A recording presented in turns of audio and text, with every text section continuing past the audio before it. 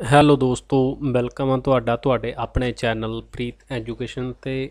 ਅੱਜ ਆਪਾਂ ਤੁਹਾਡੇ ਨਾਲ ਜਿਹੜਾ ਟੌਪਿਕ ਕਰਨਾ ਉਹ ਕਰੰਟ ਅਫੇਅਰ ਦਾ ਟੌਪਿਕ ਆ। ਤੁਸੀਂ ਥੰਬਨੇਲ ਸਭ ਨੇ ਦੇਖ ਹੀ ਲਿਆ ਹੋਣਾ। ਕਰੰਟ ਅਫੇਅਰ ਔਰ ਇਕੋਨਮੀ ਦੇ ਨਾਲ ਡੀਲ ਕਰਦਾ ਇਹ ਵਾਲਾ ਟੌਪਿਕ। ਤਾਂ ਇਹਦੇ 'ਚ ਬੇਸਿਕਲੀ ਆਪਾਂ RBI ਦੇ ਬਾਰੇ ਗੱਲ ਕਰਾਂਗੇ ਔਰ ਇਹਦੇ 'ਚ ਤੁਹਾਨੂੰ ਥੋੜ੍ਹਾ ਬਹੁਤਾ ਜਾਣਕਾਰੀ MSP ਦੀ ਆ ਜਿਹੜੀ ਉਹਦੇ ਬਾਰੇ ਵੀ ਮੈਂ ਦੇਵਾਂਗਾ। ਤਾਂ ਨਾਲੇ ਤੁਹਾਨੂੰ ਵੈਸੇ ਵੀ ਕਰੰਟ ਦਾ ਔਰ ਵੈਸੇ ਵੀ ਨੌਲੇਜ ਦੇ ਪੱਖ ਤੋਂ ਵੀ ਇਹ ਟੌਪਿਕ ਆ ਜਿਹੜਾ ਤੁਹਾਡਾ ਕਵਰ ਹੋ ਜਾਣਾ। ਤਾਂ ਇਹੋ ਜਿਹੇ ਟੌਪਿਕ ਅਗਰ ਤੁਸੀਂ ਕੋਈ ਵੀ ਕੁਐਸਚਨ ਲਿਖਣਾ BPSC ਦੇ ਵਿੱਚ ਆਉਂਦਾ ਜਾਂ ਫਿਰ ਤੁਸੀਂ ਮੇਨਸ ਲਿਖਦੇ ਹੋ UPSC ਦਾ, ਤਾਂ ਉਹਨਾਂ ਦੇ ਵਿੱਚ ਇਹੋ ਜਿਹੇ ਕੁਐਸਚਨ ਨੇ ਜਿਹੜੇ ਆਉਣ ਦੀ ਜ਼ਿਆਦਾ ਸੰਭਾਵਨਾ ਹੁੰਦੀ ਹੈ। ਤਾਂ ਕਰਕੇ ਤੁਸੀਂ ਇਹਨੂੰ ਧਿਆਨ ਦੇ ਨਾਲ ਦੇਖਣਾ। ਤਾਂ ਅਜੇ ਤੱਕ ਵੀ ਜਿਨ੍ਹਾਂ ਨੇ ਚੈਨਲ ਸਬਸਕ੍ਰਾਈਬ ਨਹੀਂ ਕੀਤਾ ਤਾਂ ਪਹਿਲਾਂ ਉਹ ਚੈਨਲ ਨੂੰ ਸਬਸਕ੍ਰਾਈਬ ਕਰ ਲਿਓ। ਤਾਂ ਅੱਜ ਦਾ ਆਪਣਾ ਟੌਪਿਕ ਰਹਿਣ ਵਾਲਾ, ਤਾਂ ਆਪਾਂ ਇਹਦੇ 'ਚ ਇੱਕ ਤਾਂ ਗੱਲ ਕਰਨੀ ਹੈ RBI ਬਾਰੇ ਔਰ ਦੂਸਰਾ ਕੈਸ਼ ਕ੍ਰੈਡਿਟ ਲਿਮਟ 2022। ਚਲੋ ਦੇਖੋ, ਆਪਾਂ ਪਹਿਲਾਂ ਦੇਖਦੇ ਹਾਂ ਵੀ ਇਹਨੂੰ ਆਪਾਂ ਕਰ ਕਿਉਂ ਰਹੇ ਹਾਂ। ਕਿਉਂਕਿ ਇਹ ਨਿਊਜ਼ ਦੇ ਵਿੱਚ ਰਿਹਾ। ਤੁਸੀਂ ਕਿਹੜਾ ਮਰਜ਼ੀ ਆਰਟੀਕਲ ਦੇਖੋ ਤਾਂ ਤੁਸੀਂ RBI ਪਾ ਕੇ CCL ਪਾ ਦਿਓ, ਗੂਗਲ ਕਰ ਲਿਓ 2022, ਤਾਂ ਤੁਹਾਡੇ ਕੋਲੇ ਵੱਖਰੇ ਵੱਖਰੇ ਨਿਊਜ਼ਪੇਪਰ ਜਿੰਨੇ ਵੀ ਤੁਸੀਂ ਦੇਖ ਸਕੋਗੇ ਸਾਰਿਆਂ ਦੇ ਵਿੱਚ ਤੁਹਾਨੂੰ ਇਹ ਨਿਊਜ਼ ਆ ਜਿਹੜੀ ਦੇਖਣ ਨੂੰ ਮਿਲੂਗੀ। ਅਤੇ ਜਿਵੇਂ ਕਿ ਆਹ ਦੇਖੋ RBI ਗਿਵ, ਤਾਂ ਇਹਨੇ ਮੈਂ ਬਾਕੀ ਸਾਰਾ ਨਹੀਂ ਪੜ੍ਹਦਾ, ਤੁਹਾਨੂੰ ਮੇਨ ਮੁੱਦਾ ਸਮਝਾਉਣਾ ਕੀ ਆ। ਤਾਂ ਇਹਦੇ 'ਚ ਕੀ ਆ, 24,773.11 ਕਰੋੜ ਜਿਹੜੇ ਰੁਪਈਏ ਨੇ ਉਹ ਰਿਲੀਜ਼ ਕੀਤੇ ਨੇ ਪੰਜਾਬ ਦੇ ਲਈ। CCL, ਜਿਵੇਂ ਕਿ ਮੈਂ ਤੁਹਾਨੂੰ ਹੁਣੇ ਪਹਿਲਾਂ ਦੱਸ ਕੇ ਹਟਿਆ, ਕੈਸ਼ ਕ੍ਰੈਡਿਟ ਲਿਮਟ। ਓਕੇ, ਕਿਹਨੇ ਕੀਤੇ ਨੇ? ਦਾ ਰਿਜ਼ਰਵ ਬੈਂਕ ਆਫ ਇੰਡੀਆ, ਯਾਨੀ ਕਿ ਸੈਂਟਰਲ ਬੈਂਕ ਆਫ ਇੰਡੀਆ। ਤਾਂ India the central bank of ਕਿਹੜੀ ਆ? ਉਹ ਹੈਗੀ ਆ RBI, reserve bank of India. ਤਾਂ ਇਹਨੇ ਕੀਤੇ ਆ ਮੰਡੇ ਨੂੰ। ਤਾਂ ਆਹ ਤਾਂ ਸੀ ਆਪਣੀ ਨਿਊਜ਼। ਹੁਣ ਨਿਊਜ਼ ਦੇ ਵਿੱਚ ਅੱਗੇ ਕੀ ਆਇਆ ਉਹਨੂੰ ਆਪਾਂ ਦੇਖਾਂਗੇ, ਅਤੇ ਪਿਛਲੇ ਸਾਲ ਕੀ ਰਿਹਾ ਸੀ ਉਹਨੂੰ ਵੀ ਆਪਾਂ ਦੇਖਾਂਗੇ। ਓਕੇ, ਤਾਂ ਹੁਣ ਦੇਖੋ, ਇਹਨਾਂ ਨੇ ਕਿਹਾ ਵੀ ਤੁਸੀਂ ਕਣਕ ਖਰੀਦਣੀ ਆ ਜਦੋਂ ਆਹ ਵਾਲਾ ਸੀਜ਼ਨ, ਜਾਣੀ ਕਿ ਰਾਵੀ ਸੀਜ਼ਨ ਆ ਹੁਣ, ਤਾਂ ਇਹਦੇ 'ਚ ਉਹਨਾਂ ਨੇ ਕਿਹਾ ਵੀ ਜਿਹੜੇ ਤੁਸੀਂ ਇਹਨੂੰ ਖਰੀਦੋਗੇ, ਕਣਕ ਖਰੀਦਣੀ ਆ, ਤਾਂ ਉਹਨੇ ਪੈਸੇ ਰਿਲੀਜ਼ ਕੀਤੇ ਨੇ 24,773। ਆ ਪੁਆਇੰਟ ਵਾਲਾ ਛੱਡ ਦਿਓ, ਯਾਦ ਰੱਖੋ 24,773 ਕਰੋੜ ਰੁਪਈਆ। ਤਾਂ ਕਾਹਦੇ ਲਈ? CCL cash credit limit. ਤਾਂ ਕਦੋਂ ਤੱਕ ਆ ਜਾਣਾ ਸੀ ਇਹ? April 2022 ਤੱਕ ਹੋਣਾ ਸੀਗਾ ਕਣਕ ਦੀ ਖਰੀਦਦਾਰੀ ਦੇ ਲਈ ਪੰਜਾਬ ਦੇ ਵਿੱਚ। ਇੱਥੋਂ ਤੱਕ ਆਹ ਤਾਂ ਪੁਆਇੰਟ ਤੁਹਾਡਾ ਕਲੀਅਰ ਆ। ਤਾਂ ਹੁਣ ਇੰਨੇ ਪੈਸੇ ਦੇ ਨਾਲ ਤਾਂ ਸਟੇਟ ਗਵਰਨਮੈਂਟ ਆ ਜਿਹੜੀ, ਤਾਂ ਉਹ ਕਿੰਨਾ ਪਰਚੇਜ਼ ਕਰ ਸਕਦੀ ਆ? 132 ਲੱਖ ਟਨ। ਤਾਂ 132 ਲੱਖ ਟਨ ਜਿਹੜਾ ਉਹ ਕਰ ਸਕਦੀ ਆ। ਤਾਂ ਹੁਣ ਇਹਦੇ 'ਚ ਦੇਖੋ ਤੁਸੀਂ, ਪਹਿਲਾਂ ਹੁੰਦਾ ਆਪਣੇ ਕੋਲੇ 100 ਕਿਲੋ, ਇਹਦਾ ਬਣਦਾ ਆਪਣੇ ਕੋਲੇ 1 ਕੁਆਂਟਲ, ਫਿਰ 10 ਕੁਆਂਟਲ ਦਾ ਬਣਦਾ ਆਪਣੇ ਕੋਲੇ 1 ਟਨ। ਠੀਕ ਆ, ਤਾਂ ਐਵੇਂ ਤੁਸੀਂ ਹੁਣ ਦੇਖ ਲਓ ਉਹ ਕਿੰਨਾ ਖਰੀਦ ਰਹੀ ਹੈ ਇਹ?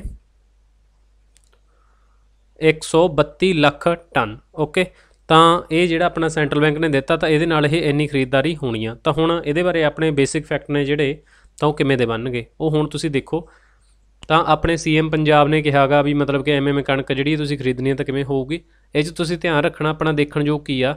ਤਾਂ ਇਹ ਜਿਹੜੀ ਪੇਮੈਂਟ ਆ ਜਾਂ ਸਟਾਰਟ ਹੋਣੀ ਆ ਕਦੋਂ ਤੋਂ ਹੋਣੀ ਆ? 1 ਅਪ੍ਰੈਲ ਤੋਂ। ਲਿਖਿਆ ਨਾ, ਵੈਰੀ ਫਸਟ ਡੇ। ਤਾਂ 1 ਅਪ੍ਰੈਲ ਤੋਂ ਸ਼ੁਰੂ ਹੋ ਕੇ ਕੰਟੀਨਿਊ ਕਦੋਂ ਤੱਕ ਰਹੂਗੀ? ਮਈ 31 ਤੱਕ। ਇੱਥੋਂ ਤੱਕ ਤੁਹਾਨੂੰ ਪੁਆਇੰਟ ਆ ਜਿਹੜਾ ਇਹ ਵੀ ਕਲੀਅਰ ਹੋ ਗਿਆ ਹੋਊਗਾ। ਤਾਂ ਸੈਂਟਰ ਸਰਕਾਰ ਨੇ ਫਿਕਸ ਕੀਤਾ MSP। ਤਾਂ MSP ਤਾਂ ਹੁਣ ਤੁਹਾਨੂੰ ਸਭ ਨੂੰ ਪਤਾ ਹੋਊ, ਮਿਨੀਮਮ ਸਪੋਰਟ ਪ੍ਰਾਈਜ਼। ਤਾਂ ਉਹਨਾਂ ਨੇ ਜਿਹੜਾ ਇਸ ਵਾਰੀ ਤੈਅ ਕੀਤਾ ਉਹ ਕੀਤਾ 2015 ਰੁਪਏ ਪ੍ਰਤੀ ਕੁਆਂਟਲ, ਅਤੇ 40 ਰੁਪਏ ਪਿਛਲੇ ਸਾਲ ਦੇ ਨਾਲੋਂ ਵਧਿਆ। ਪਿਛਲੇ ਸਾਲ ਕੁਆਂਟਲ ਕਣਕ ਦਾ ਰੇਟ ਸੀ 1975 ਰੁਪਏ, ਅਤੇ ਹੁਣ 40 ਰੁਪਏ ਉਹਦੇ ਨਾਲੋਂ ਵਧਾ ਕੇ 2015 ਰੁਪਏ ਪ੍ਰਤੀ ਕੁਆਂਟਲ ਆਹ ਵਾਰੀ ਹੈ ਜਿਹੜੀ ਕਣਕ ਉਹ ਮਿਲੂਗੀ। ਤਾਂ ਹੁਣ MSP ਰੱਖਿਆ ਗਿਆ। ਹੁਣ MSP ਦਾ ਮਤਲਬ ਹੁੰਦਾ ਕੀ ਆ ਇਹ ਤੁਹਾਨੂੰ ਮੈਂ ਵੀਡੀਓ ਦੇ ਵਿੱਚ ਅੱਗੇ ਦੱਸੂੰਗਾ। ਤਾਂ ਵੈਸੇ ਮਿਨੀਮਮ ਤੋਂ ਤੁਹਾਨੂੰ ਘੱਟੋ ਘੱਟ ਸਪੋਰਟ, ਮਤਲਬ ਕਿ ਸਹਾਇਤਾ ਕਹਿ ਲਓ ਜਾਂ ਮਦਦ ਕਹਿ ਲਓ, ਪ੍ਰਾਈਜ਼। ਡਨ। ਤਾਂ MSP ਦੇ ਬਾਰੇ ਹੁਣ ਗੱਲ ਕਰੀਏ, ਮਿਨੀਮਮ ਸਪੋਰਟ ਪ੍ਰਾਈਜ਼। ਤਾਂ ਇਹ ਉਹ ਮਿਨੀਮਮ ਪ੍ਰਾਈਜ਼ ਹੁੰਦਾ ਜਿਹੜਾ ਗਵਰਨਮੈਂਟ ਸੈੱਟ ਕਰ ਦਿੰਦੀ ਆ। ਜਿਵੇਂ ਕਿ ਮੰਨ ਲਓ ਤੁਸੀਂ ਚੌਲ ਉਗਾਏ, ਕਣਕ ਉਗਾਈ, ਕੁਛ ਵੀ ਉਗਾਇਆ, ਪੈਦਾ ਕੀਤਾ, ਤਾਂ ਇੱਕ ਦੀ ਤਾਂ ਉਹ ਵਿਕ ਗਈ 2000 ਦੀ। ਠੀਕ ਆ, ਤਾਂ ਤੁਹਾਡਾ ਖਰਚਾ ਆਇਆ ਤਕਰੀਬਨ ਉਹਦੇ 'ਤੇ 1500।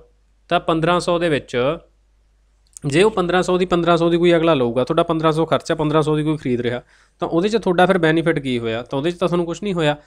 ਤਾਂ ਇੱਕ ਸਰਕਾਰ ਫਿਰ ਤੈਅ ਕਰਦੀ ਹੈ ਉਹਦੀ ਲਾਗਤ ਵਗੈਰਾ ਵਿੱਚ ਦੇਖ ਕੇ। ਹੁਣ ਦੇਖੋ, ਮੈਂ ਤਾਂ ਤੁਹਾਨੂੰ ਪੂਰਾ ਫਾਰਮੂਲਾ ਨਹੀਂ ਦੱਸਦਾ ਵੀ A2+ ਕਿਵੇਂ ਆਪਾਂ ਇਹਨੂੰ ਚੀਜ਼ ਨੂੰ ਕੱਢਦੇ ਹਾਂ ਅੱਗੇ, ਕਿਵੇਂ ਇਹਨੂੰ ਮਤਲਬ ਕਿ ਕੈਲਕੂਲੇਟ ਕਰਦੇ ਹਾਂ। ਤਾਂ ਇੱਥੇ ਧਿਆਨ ਰੱਖੋ ਵੀ ਇੱਕ ਉਹ ਪ੍ਰਾਈਜ਼, ਜੇ ਤਾਂ ਉਹ ਤੁਹਾਨੂੰ ਲਾਭ ਮਿਲਦਾ ਤਾਂ ਤੁਸੀਂ ਉਹਨੂੰ ਬਾਹਰ ਕਿਤੇ ਵੀ ਵੇਚ ਦਿਓ। ਜਿਵੇਂ ਹੁਣ ਸਰਕਾਰ ਨੇ ਕਹਿਤਾ ਵੀ 1500 ਤੁਹਾਡਾ ਖਰਚਾ ਆਇਆ, ਅਤੇ ਜੇ ਤੁਹਾਡੀ ਕਿਤੇ ਵੀ ਨਹੀਂ ਵਿਕਦੀ ਤਾਂ 1800 ਰੁਪਏ ਦੇ ਵਿੱਚ ਘੱਟੋ ਘੱਟ ਅਸੀਂ ਖਰੀਦ ਲਾਂਗੇ। ठीक है, एक एग्जाम्पल दे रहा मैं ਤੁਹਾਨੂੰ। ਤਾਂ ਜੇ ਤੁਹਾਨੂੰ ਤੁਹਾਡੀ ਕਿਤੇ ਬਾਹਰ 2000 ਦੀ ਵਿਕਦੀ ਹੈ, ਤੁਸੀਂ ਉੱਧਰ ਵੇਚ ਦਿਓ ਤਾਂ ਤੁਹਾਨੂੰ ਬੈਨੀਫਿਟ ਆ। ਅਗਰ ਤੁਹਾਨੂੰ ਉੱਧਰੋਂ ਨਹੀਂ, ਤੁਸੀਂ ਬਾਹਰ ਰੇਟ ਲਵਾਇਆ ਤਾਂ ਤੁਹਾਡਾ ਰੇਟ 1500 1000 1200 1600 ਇੱਥੇ ਰਹਿੰਦਾ। ਤਾਂ ਫਿਰ ਤੁਹਾਡੇ ਕੋਲੇ ਗਵਰਨਮੈਂਟ ਵਾਲੀ ਆਪਸ਼ਨ ਹੈਗੀ ਆ ਵੀ 17 1800 ਦਾ ਜਿੰਨਾ ਉਹਨਾਂ ਨੇ MSP ਤੈਅ ਕੀਤਾ ਉਹਨਾਂ ਤੁਹਾਨੂੰ ਮਿਲੂਗਾ ਹੀ ਮਿਲੂਗਾ, ਉੱਧਰ ਤੁਸੀਂ ਉਹਨੂੰ ਦੇ ਸਕਦੇ ਹੋ। ਯਾਨੀ ਕਿ ਉੱਥੋਂ ਰੇਟ ਨਹੀਂ ਡਿੱਗਦਾ, ਸਰਕਾਰ ਤਾਂ ਉਹਨੇ 'ਤੇ ਲਊਗੀ ਵੀ। ਜੇ ਤੁਹਾਡਾ ਵੱਧ ਦਾ ਬਾਹਰ ਵਿਕਦਾ ਤੁਸੀਂ ਉੱਥੇ ਉਹਨੂੰ ਵੇਚ ਸਕਦੇ ਹੋ। ਤਾਂ ਇਹ ਚੀਜ਼ ਹੁੰਦੀ ਆ ਆਪਣੀ MSP। ਓਕੇ, ਇਹਨੂੰ ਹੁਣ ਤੈਅ ਕੌਣ ਕਰਦਾ? ਇਹਨੂੰ ਤੈਅ ਕਰਨ ਦੇ ਲਈ CACP, ਆਹ ਤੁਸੀਂ ਧਿਆਨ 'ਚ ਰੱਖਣਾ, CACP। ਅਤੇ ਇਹ ਬਹੁਤ ਵਾਰੀ ਪੇਪਰਾਂ ਦੇ ਵਿੱਚ ਕੁਐਸਚਨ ਆਇਆ ਹੋਇਆ, ਕਿਉਂਕਿ MSP ਪਹਿਲਾਂ ਚਰਚਾ ਦੇ ਵਿੱਚ ਬਹੁਤ ਰਿਹਾ ਸੀ ਵੀ MSP ਕੀ ਹੁੰਦਾ।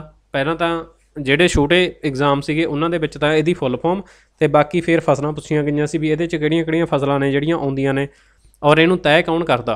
ਤਾਂ ਇਹਨੂੰ ਤੈਅ ਕਰਨ ਵਾਲਾ ਇੱਕ ਕਮਿਸ਼ਨ ਹੈ, commission for agriculture costs and prices, CACP।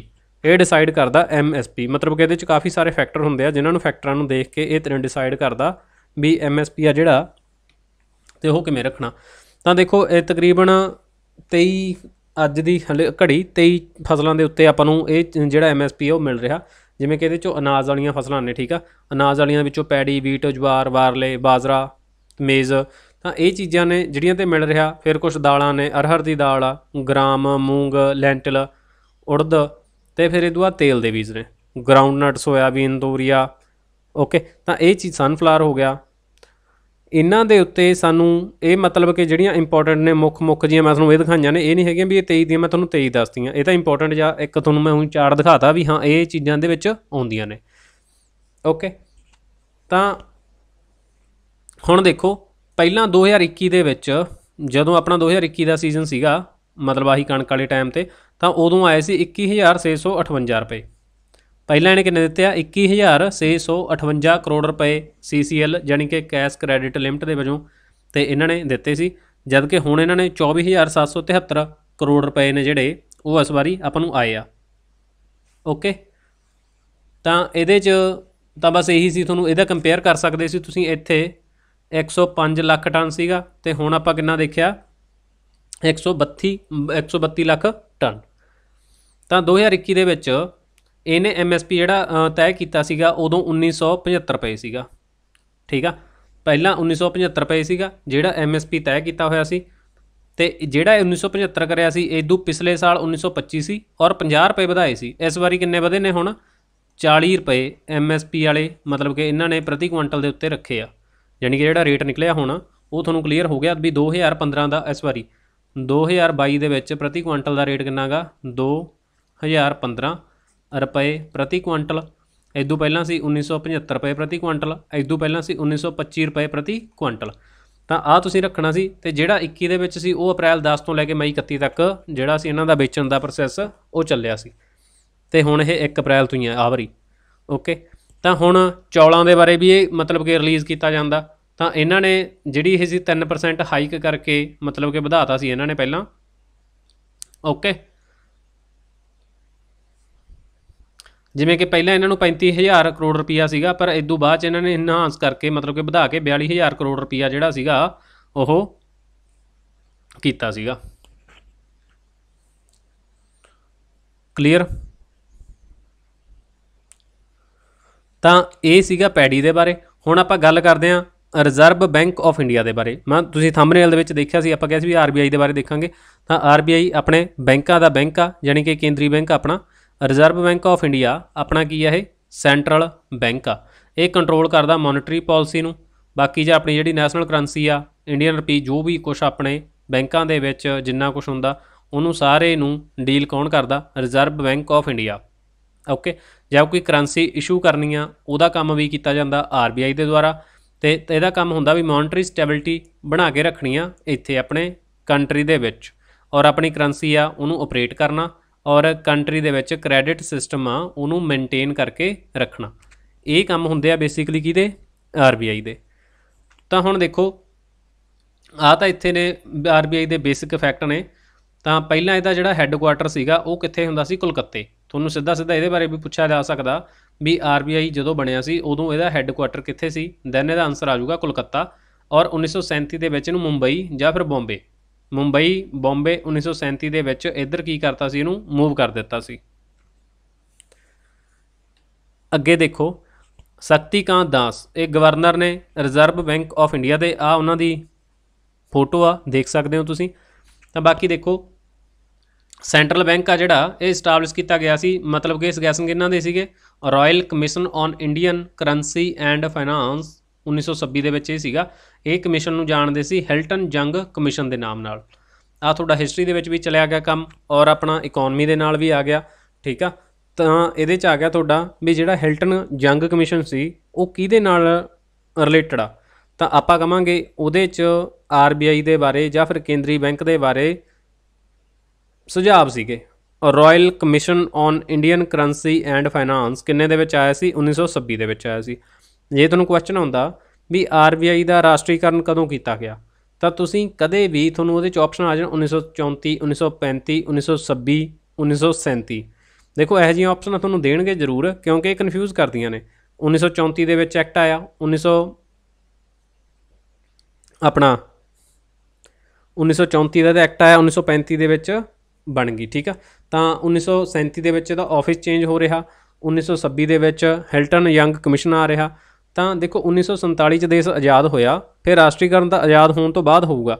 ਤਾਂ ਰਾਸ਼ਟਰੀਕਰਨ ਇਹਦਾ ਹੋਇਆ ਸੀ 1949 ਦੇ ਵਿੱਚ। ਰਿਜ਼ਰਵ ਬੈਂਕ ਆਫ ਇੰਡੀਆ ਵਾਜ਼ ਨੈਸ਼ਨਲਾਈਜ਼ਡ ਇਨ 1949।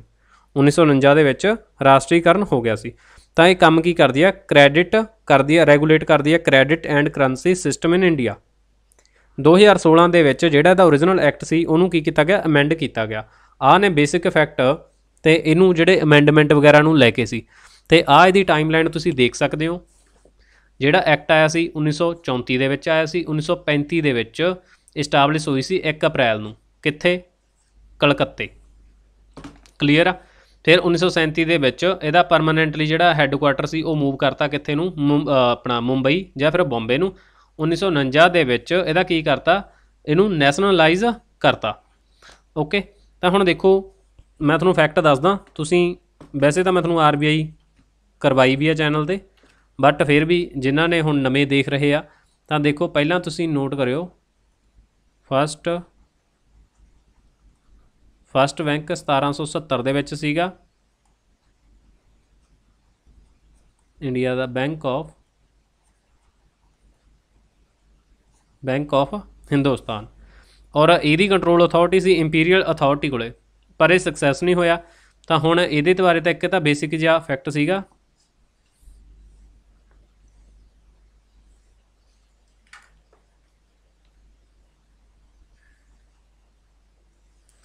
ਹੁਣ ਦੇਖੋ RBI ਦੇ ਬਾਰੇ। RBI ਕੀ ਆ, ਇਹ ਕੌਂਸਟੀਟਿਊਸ਼ਨ 'ਚ ਨਹੀਂ, ਤਾਂ ਇਹ ਕੀ ਆ, ਨੌਨ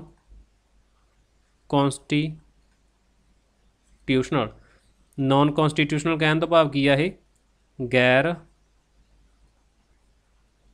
ਸੰਵਿਧਾਨਿਕ ਆ। ਪਹਿਲਾ ਪੁਆਇੰਟ ਹੋ ਗਿਆ RBI ਦਾ, ਇਹ ਨੌਨ ਕੌਂਸਟੀਟਿਊਸ਼ਨਲ ਆ। ਦੂਸਰਾ ਇਹ ਕੀ ਆ, ਸਟੈਚੂਰੀ ਬਾਡੀ, ਠੀਕ ਆ। ਮਤਲਬ ਕੀ ਆ ਕਿ ਕਾਨੂੰਨ ਦੇ ਦੁਆਰਾ ਬਣੀ ਹੋਈ ਆ। ਕਾਨੂੰਨ ਕਹਿਣ ਦਾ ਭਾਵ ਐਕਟ ਦੁਆਰਾ,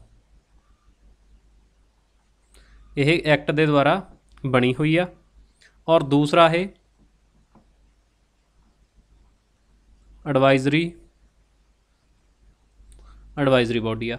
ਤਾਂ RBI ਦੇ ਬਾਰੇ ਆ ਤੁਸੀਂ ਪੁਆਇੰਟ ਧਿਆਨ ਦੇ ਵਿੱਚ ਰੱਖਿਓ। ਔਰ ਜੇ ਆਪਾਂ RBI ਦੀ ਗੱਲ ਕਰੀ, RBI ਦਾ ਐਕਟ ਕਿੰਨੇ ਦਾ ਆਇਆ, ਤੁਸੀਂ ਹੁਣੇ ਦੇਖਿਆ RBI ਦਾ ਐਕਟ ਹੈਗਾ RBI ਐਕਟ 1934। ਇਸਟੈਬਲਿਸ਼ ਕਦੋਂ ਹੁੰਦੀ ਆ, 1 ਅਪ੍ਰੈਲ 1935। ਉਦੋਂ ਕਲਕੱਤੇ ਸੀ, 1937 ਦੇ ਵਿੱਚ ਇਹ ਬੰਬੇ ਆ ਗਈ। ਤਾਂ ਮਤਲਬ ਉਦੋਂ ਟਾਈਮ 'ਤੇ ਜਿਹੜੀਆਂ ਵੀ 5 ਲੱਖ ਤੋਂ ਉੱਤੇ ਦੀ ਕੈਪੀਟਲ ਦੀਆਂ ਸੀਗੀਆਂ ਬੈਂਕਾਂ, ਉਹ ਸਾਰੀਆਂ ਇਹਦੇ ਅੰਡਰ ਸੀਗੀਆਂ, ਠੀਕ ਆ। ਅਤੇ 5 ਲੱਖ ਤੋਂ ਥੱਲੇ ਦੀਆਂ ਬੈਂਕਾਂ ਸੁਤੰਤਰ ਸੀ, ਬਾਕੀ ਸਾਰੀਆਂ ਇਹਦੇ ਕੰਟਰੋਲ ਦੇ ਵਿੱਚ ਸੀਗੀਆਂ। ਸ਼ਡਿਊਲ ਬੈਂਕ ਕਿਹੜੀਆਂ ਹੁੰਦੀਆਂ ਨੇ, ਜਿਹੜੀਆਂ ਇਹ ਐਕਟ ਦੇ ਦੂਸਰੇ ਸ਼ਡਿਊਲ ਦੇ ਵਿੱਚ ਆਉਂਦੀਆਂ ਨੇ। RBI ਐਕਟ 1934 ਦਾ ਜਿਹੜਾ ਦੂਸਰਾ ਸ਼ਡਿਊਲ ਆ, ਉਹਦੇ ਵਿੱਚ ਜਿਹੜੀ ਬੈਂਕ ਆਊਗੀ ਉਹਨੂੰ ਕਿਹਾ ਜਾਂਦਾ ਸ਼ਡਿਊਲਡ ਬੈਂਕ। ਨੌਨ ਸ਼ਡਿਊਲਡ ਕਿਹੜੀਆਂ ਨੇ, ਜਿਹੜੀਆਂ ਉਹਦੇ 'ਚ ਨਹੀਂ ਐਡ ਕੀਤੀਆਂ, ਜਿਵੇਂ ਕਿ ਸਟੇਟ ਬੈਂਕ ਆਫ ਸਿੱਕਮ ਆ, ਠੀਕ ਆ। ਤਾਂ ਇਹਦੇ ਉੱਤੇ RBI ਦਾ ਕੁਝ ਨਹੀਂ ਚੱਲਦਾ, ਕਿਉਂਕਿ 1975 ਦੇ ਵਿੱਚ ਇਹਨੂੰ ਆਪਾਂ ਸ਼ਾਮਲ ਕੀਤਾ। ਸਿੱਕਮ ਬਾਅਦ ਦੇ ਵਿੱਚ ਆਪਣਾ ਪਾਰਟ ਬਣਿਆ ਕਾਫੀ, 1974-75 'ਚ ਜਾ ਕੇ ਇਹ 22ਵੀਂ ਸਟੇਟ ਬਣੀ ਸੀ ਆਪਣੀ। ਤਾਂ ਕਰਕੇ ਸਰਕਾਰ ਦਾ ਇਹਦੇ 'ਤੇ ਸਾਰਾ ਕੰਟਰੋਲ ਓਵਰ ਆ ਜਿਹੜਾ ਉਹ ਸਟੇਟ ਬੈਂਕ ਆਫ ਸਿੱਕਮ 'ਤੇ ਸੀਗਾ। क्योंकि जदों आपां नैशनलाइज कीता सीगा उदों ਜਾਂ ਉਹਦੇ ਐਕਟ ਬਣੇ ਸੀ ਉਦੋਂ ਇਹ ਅਲੱਗ ਸੀਗਾ। ਓਕੇ, ਤਾਂ ਇੱਕ ਤਾਂ ਤੁਸੀਂ ਇਹਨੂੰ ਧਿਆਨ ਦੇ ਵਿੱਚ ਰੱਖਣਾ ਸੀ। ਬਾਕੀ ਜੇ ਆਰਬੀਆਈ ਦੇ ਬਾਰੇ ਗੱਲ ਕਰੀਏ, ਇਹ ਆਪਣਾ ਕੀ ਆ, ਸੈਂਟਰਲ ਬੈਂਕ ਆ ਔਰ ਇਹ ਅਪੈਕਸ ਬੈਂਕ ਆ। 1900 ਇੱਕ ਵੀ ਪੁਆਇੰਟ ਧਿਆਨ ਦੇ ਵਿੱਚ ਰੱਖਣਾ, 1947 ਤੱਕ ਟਿਲ 1947 ਮਿਆਂਮਾਰ ਦਾ ਵੀ ਇਹ ਕੇਂਦਰੀ ਬੈਂਕ ਰਿਹਾ। ਆਹ ਪੁਆਇੰਟ ਇਹਦਾ ਤੁਹਾਨੂੰ ਕਲੀਅਰ ਆ। 1948 ਤੱਕ ਪਾਰਟੀਸ਼ਨ ਜਦੋਂ ਵੰਡ ਹੋ ਗਈ ਤੋਂ ਬਾਅਦ 1 ਸਾਲ ਤੱਕ ਜਦੋਂ ਪਾਕਿਸਤਾਨ ਦਾ ਸਟੇਟ ਬੈਂਕ ਆਫ ਪਾਕਿਸਤਾਨ ਨਹੀਂ ਬਣਿਆ ਸੀ, ਉਹਦਾ ਵੀ ਕੇਂਦਰੀ ਬੈਂਕ ਇਹੀ ਰਿਹਾ। ਆਹ ਆਰਬੀਆਈ ਦੀਆਂ ਉਹ ਨੇ ਜਿਹੜੀਆਂ ਆਪਣੇ ਕੰਟਰੀ ਤੋਂ ਬਾਹਰ ਕਿਸੇ ਦਾ ਵੀ ਸੈਂਟਰਲ ਬੈਂਕ ਰਿਹਾ ਹੋਵੇ। ਓਕੇ, 1947 ਤੱਕ ਮਿਆਂਮਾਰ ਦਾ ਵੀ ਰਿਹਾ ਸੀ ਔਰ 1948 ਜਦੋਂ ਮਤਲਬ ਕਿ ਆ ਵੰਡ ਹੋ ਗਈ ਇੱਧਰੋਂ, ਅਤੇ ਉਦੋਂ ਬਾਅਦ ਪਾਕਿਸਤਾਨ ਦਾ ਵੀ 1 ਸਾਲ ਤੱਕ ਰਿਹਾ। ਠੀਕ ਆ, ਤਾਂ ਹੁਣ ਇਹਦੇ ਪਹਿਲੇ ਗਵਰਨਰ ਦਾ ਨਾਮ ਤੁਸੀਂ ਯਾਦ ਰੱਖਿਓ, ਉਹਦਾ ਨਾਮ ਸੀ ਸਰ ਓਸਬੋਰਨ ਸਮਿਥ। 1935 ਤੋਂ 37 ਤੱਕ ਰਿਹਾ ਸੀ।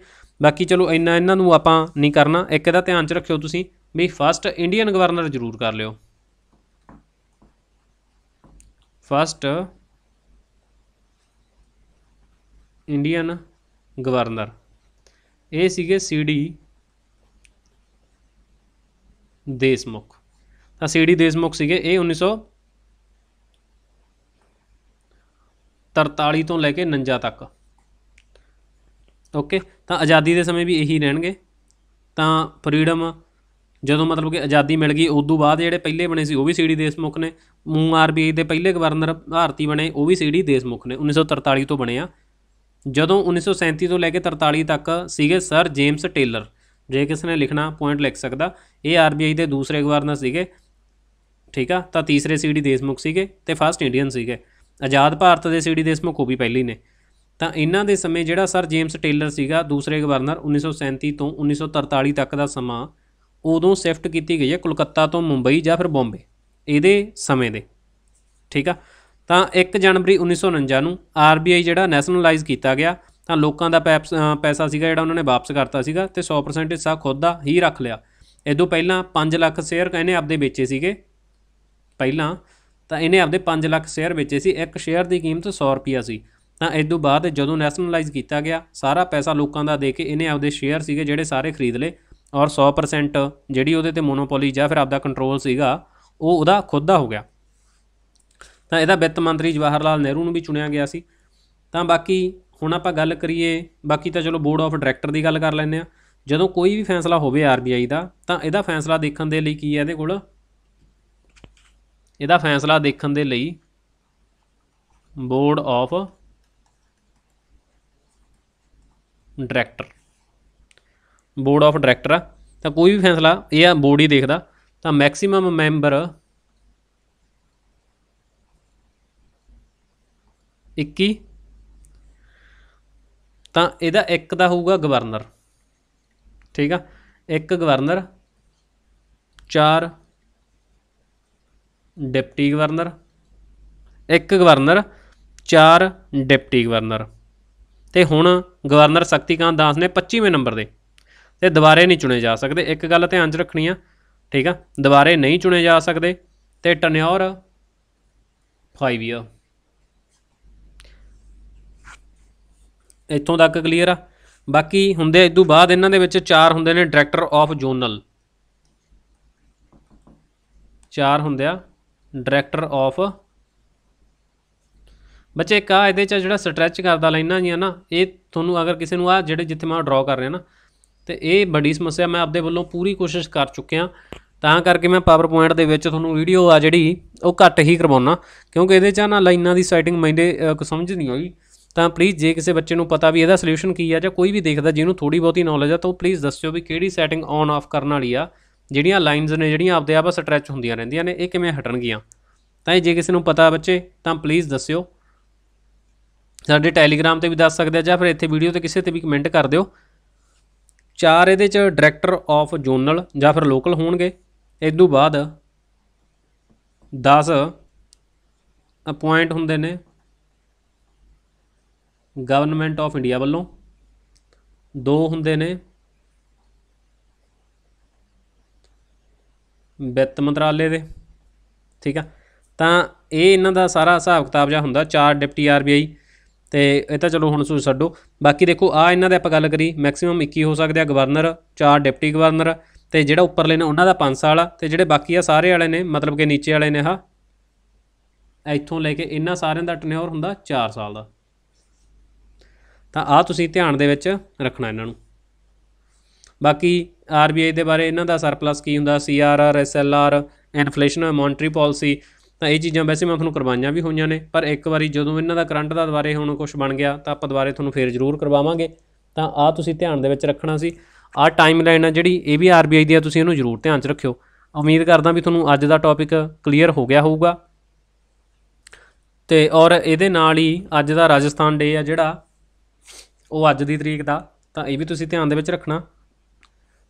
ਉਮੀਦ ਕਰਦਾ ਵੀ ਹੁਣ ਤੁਹਾਨੂੰ ਇਹ ਵੀਡੀਓ ਅੱਜ ਦੀ ਕਲੀਅਰ ਹੋ ਗਈ ਹੋਊਗੀ। ਕੈਸ਼ ਕ੍ਰੈਡਿਟ ਲਿਮਟ ਆ ਜਿਹੜੀ, ਔਰ RBI ਦੇ ਬਾਰੇ ਪੁਆਇੰਟ, MSP ਦੇ ਬਾਰੇ ਜਿੰਨੇ ਕੁ ਪੁਆਇੰਟ, ਔਰ ਜਿਹੜਾ ਹੁਣ ਕਰੰਟਲੀ ਜਿੰਨਾ ਰੁਪਈਆ ਉਹਨਾਂ ਨੇ ਇੱਧਰ ਲਈ ਆਪਣੇ ਲਈ ਰਿਲੀਜ਼ ਕੀਤਾ ਉਹ ਵੀ ਤੁਹਾਨੂੰ ਕਲੀਅਰ ਹੋ ਗਿਆ। ਪਿਛਲੇ ਸਾਲ ਦੇ ਹਿਸਾਬ ਦੇ ਅਕੋਰਡਿੰਗਲੀ ਆਹ ਵਾਰੀ ਕੀ ਆ ਉਹ ਵੀ ਤੁਹਾਨੂੰ ਕਲੀਅਰ ਹੋ ਗਿਆ। MSP ਕੌਣ ਤੈਅ ਕਰਦਾ ਔਰ ਕਿੰਨੀਆਂ ਫਸਲਾਂ ਦੇ ਉੱਤੇ ਮਿਲ ਰਿਹਾ ਇਹ ਵੀ ਤੁਹਾਨੂੰ ਕਲੀਅਰ ਹੋ ਗਿਆ ਹੋਊਗਾ। ਅਗਰ ਵੀਡੀਓ ਤੁਹਾਨੂੰ ਅੱਛੀ ਲੱਗੀ ਆ ਤਾਂ ਵੀਡੀਓ ਨੂੰ ਲਾਈਕ ਕਰਨਾ ਨਾ ਭੁੱਲਿਓ। ਚੈਨਲ ਜਿਹਨੇ ਸਬਸਕ੍ਰਾਈਬ ਨਹੀਂ ਕੀਤਾ ਤਾਂ ਪਲੀਜ਼ ਉਹ ਸਬਸਕ੍ਰਾਈਬ ਕਰ ਲਿਓ ਔਰ ਬੈਲ ਨੋਟੀਫਿਕੇਸ਼ਨ ਔਨ ਕਰ ਲੈਣਾ, ਤਾਂ ਜੋ ਜਦ ਵੀ ਕੋਈ ਨਵੀਂ ਵੀਡੀਓ ਅਪਡੇਟ ਕਰੀਏ ਦੈਨ ਉਹਦਾ ਨੋਟੀਫਿਕੇਸ਼ਨ ਸਭ ਤੋਂ ਪਹਿਲਾਂ ਤੁਹਾਡੇ ਤੱਕ ਪਹੁੰਚ ਸਕੇ। ਵੀਡੀਓ ਦੇਖਣ ਲਈ ਸਭ ਦਾ ਥੈਂਕ ਯੂ। ਮਿਲਦੇ ਹਾਂ ਅਗਲੀ ਵੀਡੀਓ ਦੇ ਵਿੱਚ।